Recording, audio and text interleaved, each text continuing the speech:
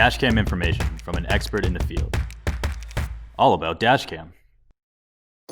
Thanks to Parking Mode, your DashCam will watch over your vehicle when your car is parked. You may think the DashCam will drain the battery if the car is parked, especially during winter, as the battery loses strength in lower temperatures. Energy Saving Mode 2.0 can help solve this problem. With this feature, the DashCam will record a 20-second video after an impact is detected. This will greatly reduce the power consumption compared to a DashCam in traditional motion detection parking mode. You can also add a radar module to use in conjunction with Energy Saving Mode 2.0. This will enable the DashCam to pre-buffer video clips when motion is detected. When an impact is detected, the DashCam will save a 20-second impact clip, 10 seconds before the impact and 10 seconds after.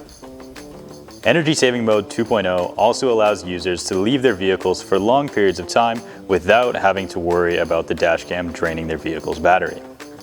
By enabling Energy Saving Mode 2.0, your DashCam can be in standby up to 576 hours or 24 days.